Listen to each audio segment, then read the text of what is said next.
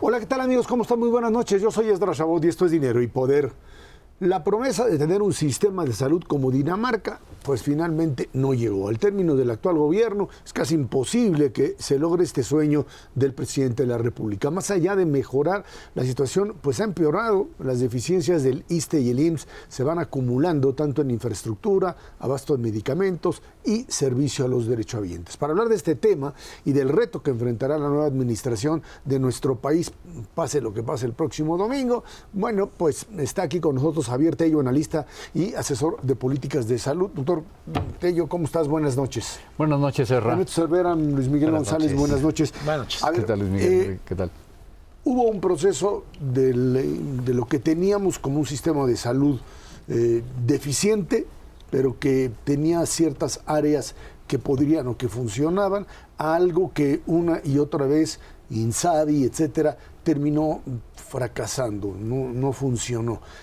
La próxima administración, ¿qué puede hacer? O sea, ¿tienes que regresar al modelo anterior, copiarlo, o estaríamos en condiciones de decir, aquí lo que hay que hacer es pues encontrar algún mecanismo para hacer de la salud pública algo que realmente llegue a la gran mayoría de la gente de este país? Mira, déjame tratar de poner un poco las ideas en orden porque sí, se oye complicado y es que es no complicado, lo que le sigue de complicado. Primero, tienes toda la razón, México tenía un sistema de salud que distaba muchísimo de ser perfecto, ¿sí? Y de hecho, vaya, si hay tiempo ya lo platicaremos, pero rápidamente es la herencia de 80 años de un sistema de salud que fue creado en la época poscardenista, que hablaba mucho de una protección estatista, etcétera, y por ahí fuimos evolucionando hasta llegar a este lugar en la historia, en la época del echeverrismo, donde prácticamente era un centralismo completo con un corporativismo y todo. A partir de los años 80 empezamos a cambiar el modelo y se empieza realmente a federalizar. Cada estado tenía una rectoría sobre su sistema de salud y hay que decirlo, se empezaron a hacer cosas muy interesantes y muy buenas. No lo digo yo, lo dicen los resultados en salud. Una disminución de la mortalidad infantil en términos importantísimos. México tenía y logró tener uno de los mejores programas de vacunación y esquemas de vacunación infantil en el mundo. Disminuimos la mortalidad materna muchísimo. Se empezaron a hacer programas de detección de cáncer de la mujer. Es decir, en la etapa de los años 80 hasta el año 2018, poco a poco íbamos avanzando en algo. Y lo que faltaba era ver cómo íbamos a lograr esta universalización, que es lo que se intentó hacer con el Seguro Popular, que creo que se ha discutido 80,000 veces, todas las fallas que pudo haber tenido, pero era, digamos, un camino hacia allá. Pero un punto que quiero dejar en esta parte es que la salud, si ustedes analizan varios gobiernos de varios países y hasta en el mismo México, lleva una continuidad. Es apartidista, es apolítica. Habíamos logrado nosotros tener una transición entre PRI, PAN y otra vez PRI, no sé qué, y siempre la salud iba hacia el mismo lugar. Y en este caso lo que ocurrió es que alguien llega con una ideología y nada más que eso para recuperar un centralismo y un control. Y es ahí donde empezamos nosotros a tener problemas, porque ¿dónde estamos el día de hoy? Para responder al final de tu pregunta, estamos en un momento en el que se acaba de, pues no sé, de establecer un poco a la fuerza un mecanismo que se llama IMSS Bienestar, que no es una institución de salud, que no tiene nada que lo haga ver como un servicio de salud, sino que es solamente un sistema de administración de los recursos monetarios, los recursos humanos, los recursos materiales de cada uno de los que eran los sistemas de salud estatales.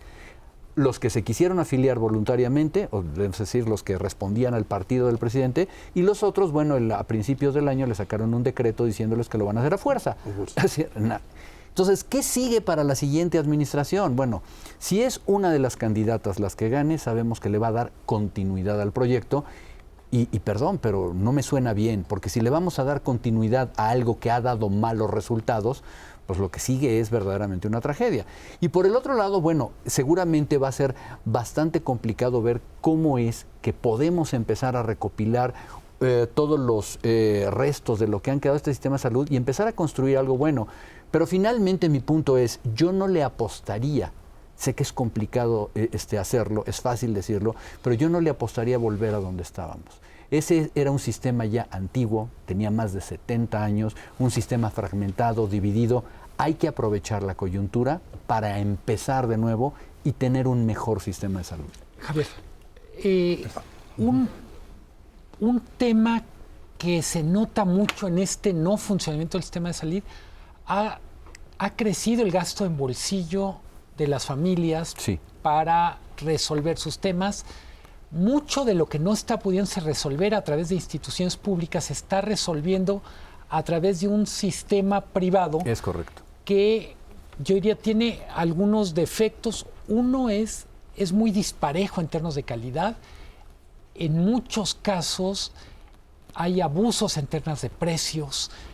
¿Qué hacer con la parte privada del sistema de salud? Porque no todo está en el gobierno. Déjame, digamos, en la misma línea de Luis Miguel.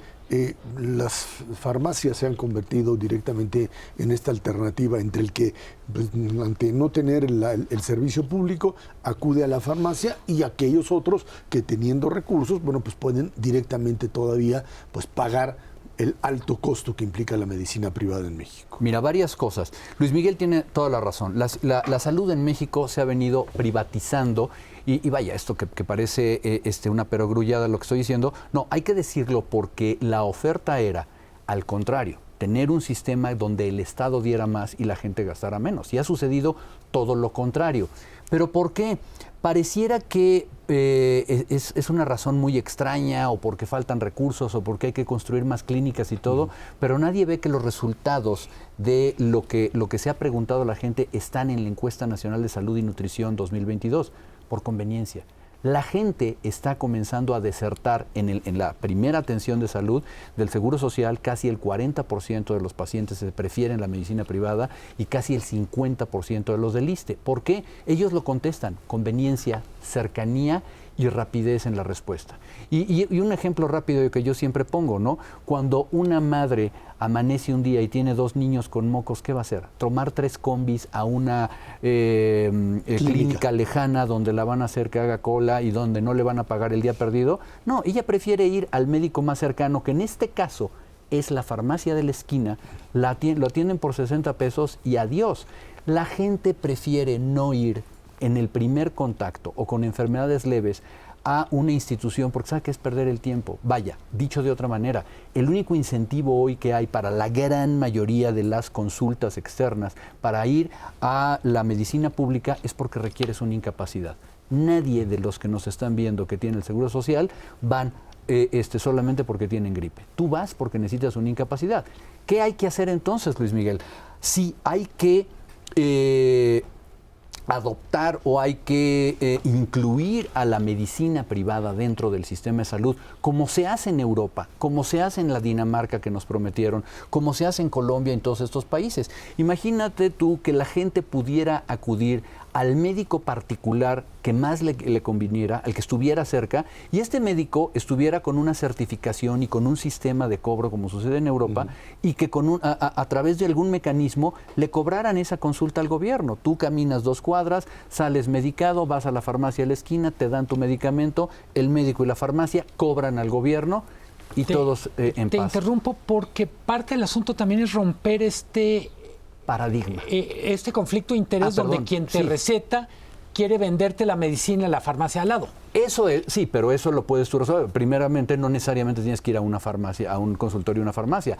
Hoy lo que pasa es que se ha vuelto lo más conveniente, pero tú tienes una gran cantidad de médicos generales o de médicos familiares incluso que no tienen en este momento una mayor oferta de empleo que el monopsonio estatal en el que se ha convertido el sistema de salud. Tú diles, oye, vas a poder te vamos a dar beneficios fiscales, te vamos a dar lo que sea para que pongas tu consultorio, pero lo que queremos es que te certifiques para que tú puedas atender gente y puedas cobrar al gobierno, y no necesariamente puedes tener este contubernio. Y en el otro sí, si quieres poner tú, primero que nada, las prescripciones que vas a dar de este sistema público son para los mismos medicamentos que serían pagados por el gobierno, por lo tanto no gana ahí directamente la farmacia, sino que esta prescripción, como la va a pagar el gobierno, se puede surtir en la farmacia que sea, porque al final es un precio preacordado. Javier, déjame encontrar un parámetro que nos permita dimensionar el tamaño del reto. Sabemos que el gasto en salud en México se ha caído en los últimos años a niveles que simplemente arrojan lo que estamos viendo. Es correcto. Un deterioro brutal. ¿cuánto en el margen tendría que aumentar el gasto en México? Ya no para estar como Dinamarca, para estar en el mínimo indispensable para atender la salud de los mexicanos en el mínimo, para que los niños estén vacunados, para lo elemental. ¿Cuántos puntos del PIB? La recomendación de la OCDE es que por lo menos tengamos el 4%, algo muy cómodo sería el 5%, no decir el 9% de los países europeos, no, el 5%. Hoy México tiene aproximadamente el 2.9%, pero de la mitad es de gasto de bolsillo. Es decir, la contribución gubernamental debería más que triplicarse a ver si llegamos a ese famoso 4%, y con eso estaríamos en lo que recomienda la OCDE. Pero también hay un truco, hay que entenderla esta administración. Alguien, y con mucha razón, dice, no se trata solamente de más dinero, sino de administrarlo bien. Y bueno, comencemos primero por lo que ha sucedido en esta administración, donde ha habido un subejercicio presupuestal espeluznante, que lo vemos en la falta de vacunas, lo vemos en el dinero de la salud dirigido hacia otro tipo de cosas. Se le apuesta por lo icónico y por lo ideológico a la creación de infraestructura, las grandes obras y todo, pero nos estamos olvidando de estos detalles. Esa mamá que no tiene un consultorio cercano en donde le den una receta que al final el costo sería de 30 pesos o algo por el estilo, ahí es donde no está el dinero. Javier, pero el problema también, o sea, entendemos que ahí hay un problema, pero el otro es todavía quizá mayor. El hecho de que, pues si requieres una operación de vesícula o requieres, ya no hablo de las cosas más graves, te rompes un pie y necesitas que te vean, etcétera. Hay un problema de recursos en hospitales y hay un problema también de una gran masa de población que simplemente no tienen la posibilidad de acceder a este tipo de servicios. Es correcto, y se ha vuelto un embudo. ¿Por qué? Porque primero que nada no se ha dirigido la inversión de manera adecuada en, vamos a decir, en la pirámide de lo que deben ser los niveles de atención. Faltan especialistas, sí, pero para formar especialistas necesitas hospitales de alta especialidad. Lo que está intentando este gobierno es decir, no, es que vamos a abrir más plazas de especialidad y vamos a tener a residentes de cuarto año de cardiología en unas clínicas rurales. A ver, eso es verdaderamente absurdo. Un especialista se forma en un hospital de especialidad y para ello se requiere primero hacer y tener esa inversión. Tú no puedes tener cardiólogos formándose en hospitales donde no haya aparatos para la realización de procedimientos de hemodinamia, por ejemplo, ni puedes tener pacientes con cáncer en donde no haya centrales de mezclas, donde no compres medicamentos de última generación, donde no tengas cómo dar radioterapia. Es decir, sí es de inversión, pero dirigir muy bien hacia dónde va esa inversión no es una tarea fácil, ¿eh? Eso sí. Javier, te pediría que hagas un esfuerzo. ¿Qué de lo que se ha hecho en este sexenio se ha hecho bien y vale la pena darle continuidad y potenciar? Híjole, perdón, sí es un gran esfuerzo, perdóname Luis Miguel, porque me cuesta mucho trabajo, ¿eh? Seguramente, bueno, algunas buenas intenciones que se han tenido hacia la prevención. Creo, de hecho, que se ha abusado de la prevención en términos de buscar una salud barata. Creo que esta comunicación que se ha tenido, yo he tenido algunos disensos con algunas personas, sobre todo a ese respecto, pero creo que siendo honestos, el querer mantener a la gente sana, dando buenas recomendaciones, dando buenos mensajes de alimentación y de salud, etcétera, creo que eso se ha hecho bien y debe de continuarse. El problema es articularlo con lo que sigue. No me sirve de nada darte buenas recomendaciones para que no llegues a tener diabetes si cuando tienes diabetes no hay un mecanismo que te dé un control de tu glucosa. Tú tienes a tu tía diabética y a ella nadie le ha tomado la glucosa porque este gobierno no da un glucómetro, por ejemplo. Entonces nos quedamos cortos en eso. Yo creo que esa parte ha estado bien hecha y bien intencionada, pero de ahí quiero ser perfectamente honesto, no encuentro yo para dónde o de dónde tomarnos, ¿eh? Finalmente, el tema de las medicinas, sí. El problema de la escasez por un lado y el problema también de cómo convertir el sistema de distribución de medicamentos en algo ágil y seguro. Es que el sistema de distribución de medicamentos ha sido una piedra en el zapato de la cual deberíamos librarnos. ¿Sí? Este sistema no existe en ningún lugar del mundo. Este paradigma que tenemos de que el gobierno debe de poseer medicamentos no debería existir. El gobierno no debe poseer ni un medicamento más que los que estén guardados en los hospitales para el paciente que esté encamado. de ahí en fuera, el gobierno lo que debe de hacer es darte una receta y que la surtas en la farmacia más cercana. Esto terminaría con el problema de distribución porque los fabricantes utilizarían el mismo sistema que ya usan a las farmacias comerciales. Lo único que hay que lograr entonces son acuerdos comerciales, los medicamentos que ya están incluidos en el Compendio Nacional de Insumos para la Salud, que las licitaciones sean en función del precio que se va a cobrar y todo lo demás quitarlo, porque es un aparato obeso, anticuado y que nos ha costado, a la hora estaba colgado por alfileres, le quitaron 2 alfileres y nos quedamos sin medicamentos. Javier Tello, después de este análisis tan optimista, muchas gracias por haber estado aquí. Muchas gracias a ustedes. Vámonos a una pausa. Esto es Dinero y Poder. Gracias.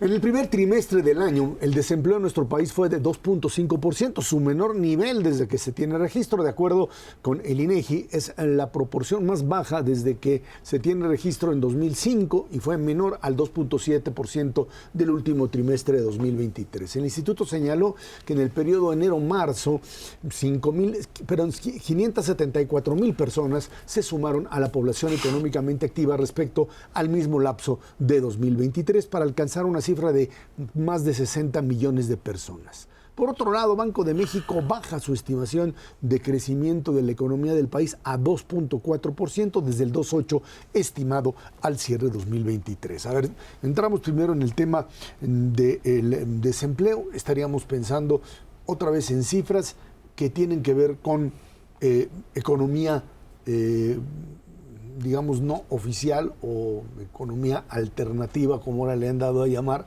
a esto de la subocupación, ¿sí? O la informalidad, como se le conoce.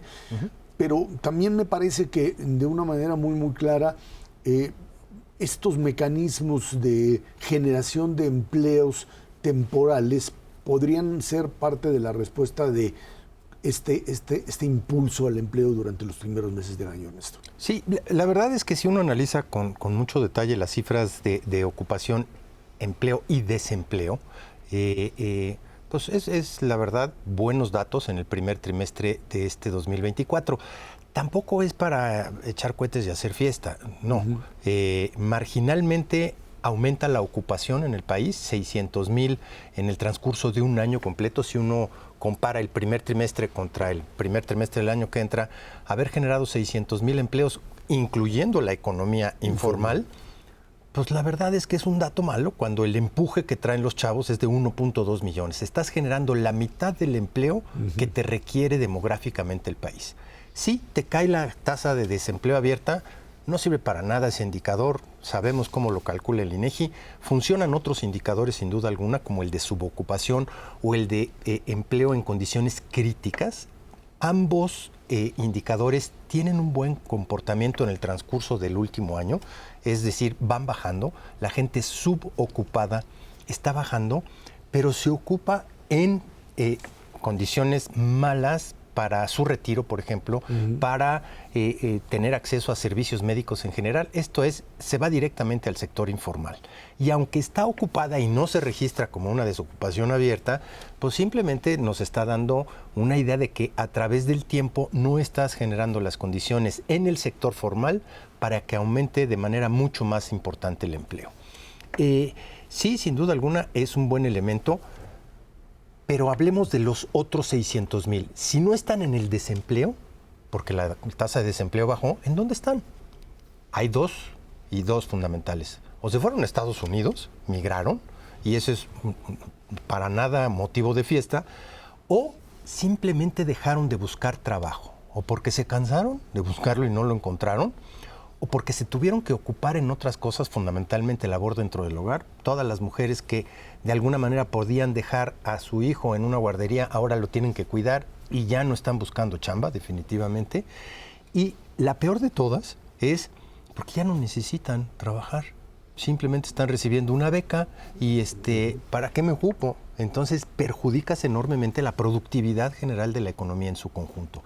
Sí están bien en términos generales los indicadores, está bajando el desempleo, está aumentando la ocupación, no en los porcentajes que requiere la economía en estos momentos.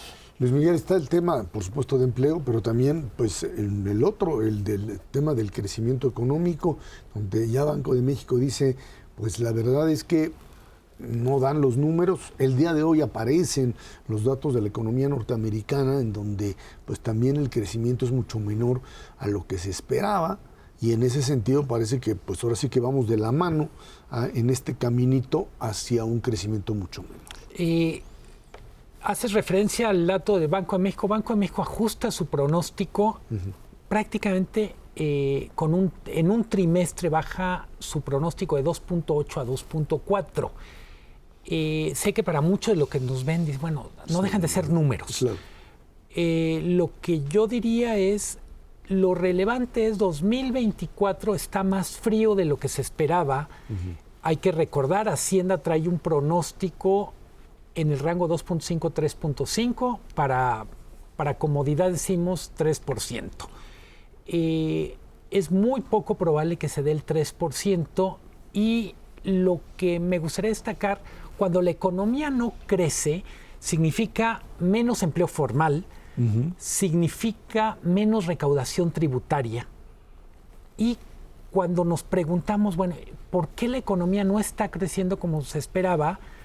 Uno es, Estados Unidos ya empezó a enfriarse, cosa que no es ninguna sorpresa. No había, yo diría, ningún pronóstico serio que no lo anticipara, pero el dato que de alguna manera desconcierta, estamos viendo un freno, o mejor dicho, una desaceleración de la economía mexicana en un contexto de gasto público de final de sexenio. Hay que recordar, el 2024, como fue el 2018, como fue el 2012, etcétera, implica un primer semestre con mucho gasto público y un segundo semestre donde va a haber menos gasto. Si estos datos de enfriamiento de la economía se dan en el semestre bueno, hay que esperarnos a ver el segundo semestre, donde habrá menos impulso al gasto público, impulso a la economía, y por supuesto donde estará más claro que la economía de Estados Unidos estará demandando menos bienes y servicios de parte de sus socios comerciales. Y a esto México. Hay que añadirle que pues, está el proceso electoral norteamericano en medio también, y lo que será en México, pues finalmente en octubre el cambio de mando, pase lo que pase. Y en función de esto, pues sí, la turbulencia parece estar presente. Puede ser importante, si uno toma como base lo que pasó en el 2016, cuando eligieron a Trump, toda la campaña se pasó Trump tirándole duro y a la cabeza a México en su conjunto. Hoy tiene más arsenal para darnos duro y a la cabeza. Y cada vez que pues, abría la boca en alguna convención o decía algo, pues literalmente le tocaba a México. ¿Y cómo le toca a México? Pues básicamente a través del tipo de cambio se empiezan a poner nerviosos. Yo creo que se van a poner más nerviosos esta vez, porque van a hacer referencia al 2016 y todas y cada una de las cosas que dijo Trump que iba a hacer, las hizo en contra de México. Revisó el Tratado de Libre Comercio, reforzó la parte migratoria, le dio varias vueltas a cómo hacerlo, pero a final de cuentas sí apretó las tuercas fuertemente. ¿Contra qué se va a lanzar en el transcurso de su próxima candidatura? Seguramente contra el fentanilo y contra todo lo que México deja pasar libremente a Estados Unidos, obviamente contra la migración, pero yo creo que va a volver a apretar las tuercas en materia del comercio, porque tenemos una revisión del TEMEC, del Tratado de Libre Comercio, después del primer año de su gobierno, o sea, hacia el 2025. En ese contexto, pues acuérdense nada más qué le pasó al tipo de cambio. Se fue de 18 a 22. Hubo un día que llegó a 23, 24 pesos por dólar y la gente se puso nerviosísima. Hubo una fuga muy importante de dólares. Esperemos que no sea el caso, pero de todas maneras turbulencia va a haber mucho más fuerte esta vez que en el 2016. Esto porque estás dando como ganador a Trump. Espérate, todavía no, eso me queda claro, pero la campaña va a ser de guamazos. Pues es presidente desde la cárcel, ¿no? En una de esas. Pero a ver, lo que es preocupante es, gane quien gane en Estados Unidos, trae una agenda proteccionista. Eso es cierto.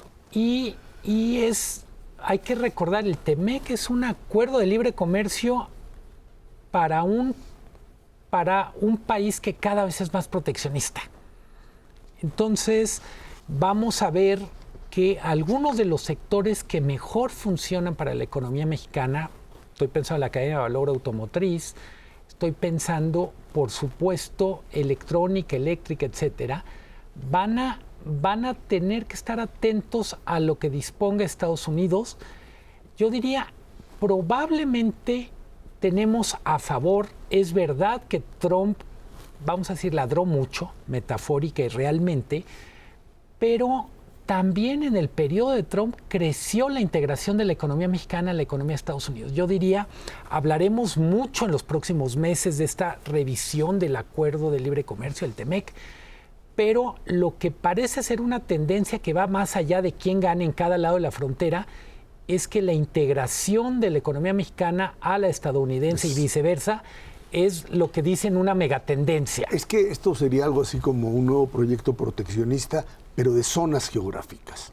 O sea, la zona México, Estados Unidos, Canadá, con todos los tropezones que hay en medio, la zona de la Unión Europea, el tema de Asia, el tema de China, etcétera, ¿no? Sí. Y en función de eso. ¿Qué se requiere en ese contexto, Esra? Pasar de un primer estadio que es libre comercio entre los tres países, que se ha consolidado en los últimos más de 30 años fundamentalmente bien, a uno de unión aduanera. Ojo, Estados Unidos lo va a querer empujar a matar. ¿Qué quiere decir eso?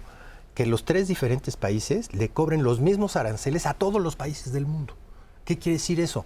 Estados Unidos va y le pone un arancel especial a China. China dice, ajá, compadre, y se mete por México.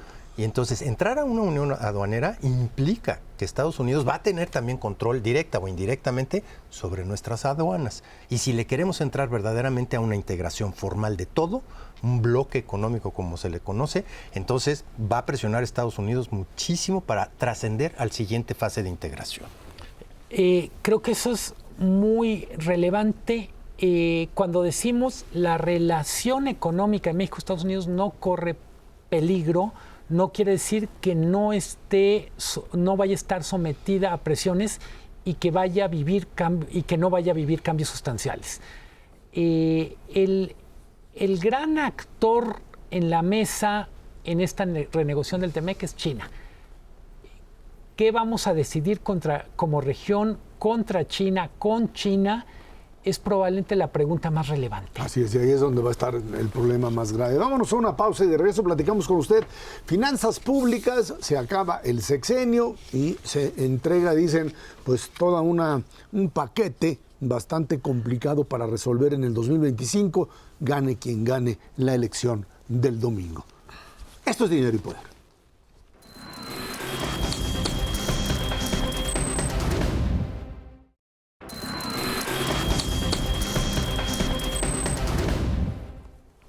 De acuerdo con especialistas, las finanzas del país no se verán presionadas como para perder la calificación crediticia del país. Ahí está la discusión. Sin embargo, advierten que habrá, eso sí, presión en las finanzas para disminuir el déficit y el endeudamiento que dejará el gobierno saliente, que pues lo tienen ahora casi en 6, va a terminar en 6 y hay que bajarlo a 3. Se estima que serán manejables y bueno, pues dice que no van a generar crisis, todos estamos apostando por eso. Pero aquí hay un problema serio de transición de una administración a otra y de un déficit que se disparó el último año. Y uno dice, bueno, pues no pasa nada. ¿Cómo le haces para meterle freno, Luis Miguel, a una economía que, bueno, de por sí viene cayendo, ya lo platicábamos en el bloque anterior, y ahora resulta que además estás en un nivel de endeudamiento que necesitas reducir un gasto público que a lo mejor tú me explicas cómo le van a hacer? Tú, al introducir el tema, decías, una de las primeras preguntas que tendrá que contestar el próximo gobierno es qué va a hacer con el déficit y creo que tiene más opciones de las que parece y me gustaría explicarlo. Tuvimos una administración pública muy ordenada si consideramos ingreso y gasto los primeros 5 años. Y en el 6º año, ahora que está de moda, alguien diría, bueno, es que lo hackearon. No se parece el presupuesto del 6º año al de los 5 primeros en esto del balance entre lo que se gasta y lo que se ingresa. Decir un déficit de 6%, 5.7, es estamos gastando como país, el gobierno federal, 2 billones de pesos más de lo que ingresa. 2 millones de millones. Pero, ojo, los gastos son seguros y los ingresos no. Dicho de otra manera, pueden ser más de 2 billones, difícilmente podrían ser menos de 2. ¿Qué variables hay que considerar? El déficit es más manejable si la economía está creciendo. Entonces, volvemos al punto que tocamos en el bloque anterior. ¿Cuánto va a crecer la economía mexicana en los próximos años? Es una variable muy relevante para ver qué tanta capacidad de manejo va a tener. La otra es, ¿cuál es el plan que va a presentar el gobierno entrante para el manejo del déficit? La primera prueba o la primera fotografía que va a tener que entregar es el presupuesto 2025. Hay una opción que es bajar el déficit de un jalón. ¿Y cómo le haces? Y el otro es presentar un plan creíble de bajarlo en el tiempo. Es decir, en vez de decir, le tumbo 2 billones, voy a ir paulatinamente bajando el déficit, uno es 2025, otro 2026, y ahí aparece, entre otras cosas, la variable Pemex. Yo diría, uno de los grandes temas es Pemex. ¿Por qué pienso que con Pemex hay más capacidad de maniobra? Por una sencilla razón. Las otras dos cosas que van a presionar las finanzas públicas son programas sociales y costo financiero. Doy por hecho que nadie va a tocar los programas sociales. Al revés, los puedes tocar, pero para incrementarlos. Es muy probable. Y con el costo financiero vamos a depender mucho de cómo le va la inflación. Un escenario muy deseable es que bajando la inflación haya margen para bajar tasas de interés, bajen tasas de interés en Estados Unidos y el costo del servicio financiero de la deuda baje. Yo diría, la única variable que realmente puedes controlar es Pemex. Todo lo demás dependes de que la economía crezca, de que la inflación baje y, por supuesto, dependes de que en términos generales no haya turbulencias internacionales. No habría necesidad de una reforma fiscal, pero inmediata. Por supuesto que la hay desde hace muchísimo tiempo. A mí me preocupan dos cosas, fundamentalmente vinculado a esta parte del manejo de las finanzas públicas. Uno, los márgenes para la próxima presidenta son bajísimos, cercanos a cero. Bien lo dice Luis Miguel, algo puedes hacer con Pemex y no mucho más. Nos dice el secretario de Hacienda actual que lo que pasa es que ya se van a acabar las obras emblemáticas, o sea, como si hubiera una cancha gigantesca en materia de inversión del sector público. La verdad es que si uno ve las cifras históricas de la inversión pública, han bajado de 5% del PIB a 2% del PIB en sexenios anteriores. Y en este sexenio es 1.5% del PIB, todo concentrado en 3 obras, eso sí, porque todo lo demás está hecho pedazos. Vas a tener una presión brutal para mejorar la infraestructura en muchísimos frentes en el país y no tienes dinero. 1.5, eso es todo lo que hay de margen para bajarle en términos de la inversión pública. No es nada. Si tienes un déficit de 6 y lo quieres bajar a 3, no es ni la mitad, suponiendo que no inviertes absolutamente nada. La otra cosa que me preocupa es que en México lo temporal se hace permanente. Y eso es un desastre en este país. Bajar y tener una idea de que el déficit no le hace nada bien al país y bajarlo a 3% nos costó sangre, sudor y lágrimas. Nos costó la crisis del 76, 87, 95. Finalmente lo logramos. Y ahorita ya estamos muy acomodados en que con 6 no pasa nada. Y pasar del 6 al 12 es en un brinquito, cuando tienes presión social, cuando se te caen los ingresos. Supongamos un mal año de Pemex. Entonces tu déficit no va a ser 6, va a ser 8. Y tienes un problema muy serio de credibilidad hacia adelante. ¿A qué más le puedes recortar? No le puedes recortar al gasto social. Ya todo lo recortable de un sector público enclencle, porque así es como quedó después de 5 años de recortes brutales por todos lados, no hay para dónde hacerse.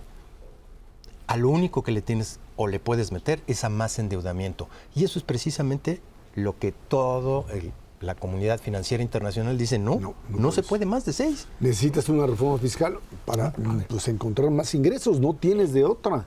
¿No? Con el tema de endeudamiento, y ahora sí, casi cualquier persona que nos esté escuchando, lo puede vivir en casa propia, no es el mejor momento para tomar deuda porque las tasas de interés están muy altas. Claro. Dicho de otra manera, si comparamos 2025 con 2019, es decir, el primer año de López Obrador con el primer año de la próxima presidenta, en 2019 tenía el gobierno un montón de guardaditos. Están los fideicomisos, están fondos reales que eran muy efectivos. El fondo petrolero, etcétera. No tiene guardaditos y no son las mejores condiciones para endeudarse.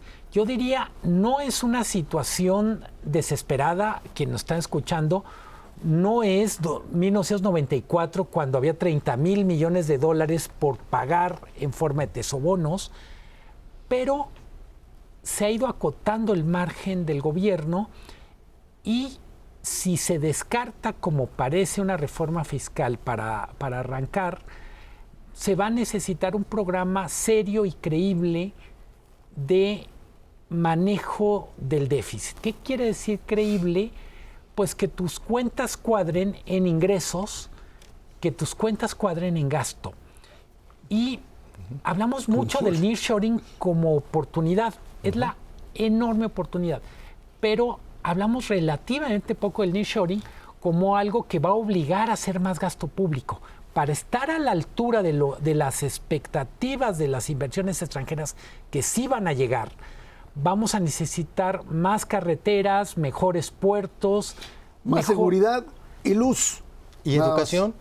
Entonces, todo eso, social, vamos a decir que conspira para achicar el gasto. Insisto, yo creo que mucho del gasto en programas sociales lo requiere un país como México, con tanta población vulnerable en la tercera edad, en comunidades marginadas, pero al final tenemos que hacer que la tela nos rinda para todo. Es que además hay que entender que estamos ante todavía en una economía, primero, que está endeudada en requerimientos financieros, o sea, lo que es la deuda grandotota, más de 50%, que uno diría, bueno, pues otros están peor. Nada más que en el caso mexicano, otra vez, es el tema de dónde sacamos recursos, claro, y ya no podemos pedir prestado. Eso es una parte. Y la otra, y que creo que es también pues, fundamental, es el hecho de que no hay manera ya de obtener con los actuales instrumentos, ya no puedes volver otra vez a presionar a los grandes dueños de empresas para sacar dinero de aquí y de allá, o estableces un mecanismo creíble de captación de recursos, o te vas a meter en un problema muy serio frente a calificadoras que vayan a decir, espérame, yo sé que pegarle a México es generar una crisis a nivel internacional, pero si no hay la capacidad de pago, si no hay, digamos, el instrumento para controlar esto, pues yo no veo cómo vamos a convencer a los señores de los dineros de Fitch y compañía Standard & Poor's y Moody's. Tres canchas, Ezra. No necesitas hacer una reforma fiscal, no son medidas populares, pero están ahí, están en la ley y nada más tienes que cobrar. Uno es predial. ¿Qué tanta cancha tienes ahí? Tienes como 2 puntos del PIB desperdiciados, porque simplemente no les da la gana a los gobiernos locales cobrar el predial como se debe.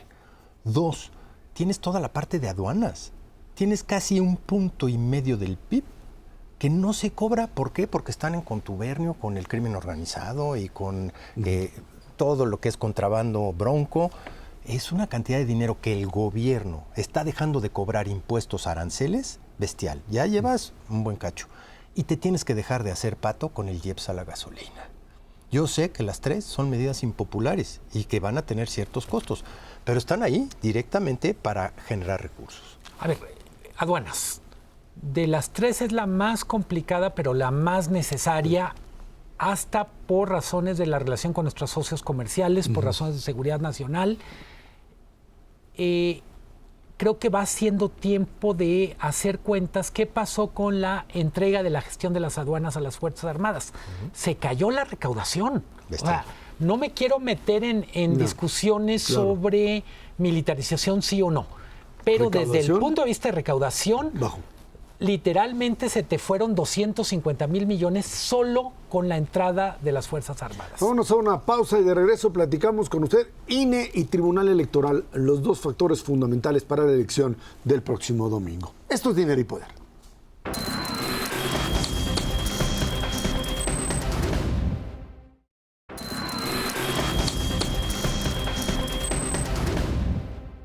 Bueno, pues terminaron las campañas, la tarea que enfrentarán el INE y el propio Tribunal Electoral desde la noche del domingo es de pronóstico reservado. Hubo muchas encuestas, resultados dispares. Lo cierto es que la última aduana de este largo proceso que inició hace más de 2 años, por fin llega, ahora sí que a su fin. A partir del cierre de las casillas en todo el país, el balón estará en la cancha de las autoridades electorales. Deberán enfrentar una gran elección, no cometer errores para cerrar lo mejor posible este proceso. A ver, estamos ya en la parte final, la parte fundamental del modelo democrático, que es el ejercicio del voto, más allá de tendencias de un lado o de otro. Es el momento en donde la sociedad debe decidir. Hay que insistirle a la gente que salga a votar, que el domingo es un día fundamental para el destino del país y tiene que salir a votar por la preferencia que quiera, por cualquiera de los candidatos, por el voto cruzado, por el voto hacia un solo partido en todas las boletas, etcétera. Pero sí me queda claro que el INE y el tribunal tienen en sus manos no solo la organización y la información del domingo en la noche, sino el propio tribunal, la capacidad para procesar las quejas, los argumentos de uno y de otro lado. Ernesto, y creo que en ese sentido estamos verdaderamente ante un gran interrogante una gran interrogante de qué es lo que estas instituciones son capaces o están capacitadas para hacer a partir del próximo domingo. Cuesta arriba, la verdad la tienen cuesta arriba porque, como tú bien lo dices, esto empezó hace un poco más de 2 años, pero mermar las capacidades financieras, técnicas y administrativas de los dos, del INE y del tribunal, empezó hace un buen rato. Hoy enfrentan la elección más importante que ha tenido este país, sin duda alguna, con menos recursos, con menos gente, con menos capacitación. Es un problema serio y eso se ha venido reflejando inclusive varias de las encuestas que no necesariamente miden solamente por quién vas a votar, sino miden, por ejemplo, la confianza que le tienen a las instituciones. El INE y el Tribunal Federal eran instituciones que tenían más de 80% de aprobación por el público general. Hoy están abajo del 50%. Hay una cantidad importantísima de votantes probables en este país que simplemente le perdieron la confianza al INE por los resultados que han visto. Con muchísima preocupación están viendo este 2 de junio y qué va a pasar específicamente en la noche del 2 de junio. En términos generales, si uno ve las tendencias de muchas de las encuestas serias de este país, lo que dicen es que la brecha se ha ido cerrando y podemos llegar a un final verdaderamente de carrera. En ese contexto, lo que se requiere es precisamente una autoridad fuerte, una autoridad rápida para dar los resultados y que hoy por hoy, hasta el momento, no tenemos todavía, ahora sí que todos los pelos de la burra en la mano para decir no van a poder con el paquete. Ojalá sí sea el caso y lleguen como tal. Yo soy de la mitad que sí confía en la autoridad electoral y lo digo porque la autoridad electoral es mucho más que su órgano principal de gobierno, el Consejo. Hay muchísima gente como nosotros que estará participando en la organización de las elecciones, me refiero a funcionarios de casilla. Creo, coincido con Ernesto, el reto de operar con menos recursos y con una campaña un poquito de ninguneo desde la presidencia es complicado, pero al mismo tiempo creo que hemos avanzado en la construcción de árbitros democráticos en varios espacios, gobiernos locales, etcétera. ¿Qué me preocupa? Que la violencia que caracterizó todas las campañas no se va a ir el día que votemos. Me preocupa lo que yo percibí a lo largo de las campañas como una falta de coordinación entre el Instituto Electoral y las autoridades responsables de seguridad, donde por momentos parece que se están echando la bolita a quién le toca cuidar un candidato, a quién le toca poner freno a las presiones del crimen organizado en algunas regiones. Entonces yo diría, el proceso electoral nos va a obligar a poner la luz sobre el instituto, sobre el tribunal. Confío en el profesionalismo de ellos, confío en el profesionalismo de los medios de comunicación para ponerlos bajo el microscopio y hacerlos que rindan cuentas. Yo creo que otro de los problemas que habrá que enfrentar claramente es que no se instalarán la totalidad de casillas, que hay espacios en donde el propio INE ha dicho no se puede entrar, problemas serios del estado de Chiapas, fundamentalmente también ahí, y otros más, en donde son espacios ciudadanos que tienen todo el derecho a expresarse y a votar, y sin embargo hay problemas en esa área. El Tribunal Electoral no está completo, sin embargo tendrá necesariamente que dictaminar sobre muchísimas cosas a partir del lunes, pero creo que lo que tendremos que medir de forma importante es la participación ciudadana, una participación que esperemos sea mucho mayor que otras ocasiones, básicamente por todo lo que se está jugando y por lo que representa para la población, una población, me decía Luis Miguel, mucho más politizada, más enterada de lo que está pasando, de lo que teníamos Luis Miguel anteriormente, ¿no? Sí, creo que tenemos mucha más politización, yo diría, hablamos mucho de lo negativo de la polarización, no creo que nadie simpatice con la polarización, pero junto con eso somos mucho más politizados, con más capacidad para nosotros también vigilar. Decías tú, te preocupa en algunos espacios. A mí, iba a decir me preocupa, más bien me enoja que, por ejemplo, en el asesinato del candidato a Coyuca no haya forma de arrancar una declaración conjunta de todas las fuerzas políticas en repudio a la violencia. Es decir, si no matan a uno de mis candidatos, no voy a decir nada. O sea, no lo entiendo. Porque además han asesinado a candidatos de 45 registrados, más los que se acumulen, más los que ni siquiera eran candidatos todavía. Familiares y funcionarios son 240. Es una Ahora, locura. y a partir de esto uno diría, bueno, pero se trata de algo que no tiene que ver con un partido frente a otro. Se trata de acciones de un crimen que está participando en política, que está participando en la elección y que no tiene derecho a hacerlo. Exacto. ¿Y dónde está, en ese contexto, la autoridad? ¿Dónde están las policías que supuestamente nos van a defender el próximo 2? Porque también, además del INE, además del TRIFE, hay autoridades que tienen que estar presentes el 2 de junio para salvaguardar literalmente la seguridad y tranquilidad de los mexicanos que vamos a salir a votar. No en todo el país va a ser exactamente igual. Hay zonas que el propio INE ha descartado para poner casillas, como bien lo dijiste, pero hay otras zonas que también están... Pues se corre un peligro tremendo el solo hecho de ir a votar, y eso pues es terrible decirlo en un país como México actualmente. A ver, en cualquier caso, yo reiteraría, el 2 de junio es un día de la democracia. Para cada uno va a implicar una dificultad de ir a votar, en algunos casos es salir de la zona de confort, en algunos casos tomar un riesgo, pero ojalá todos hagamos nuestro esfuerzo para votar. No es nuestra manera de decir, queremos que nuestra voz se oiga.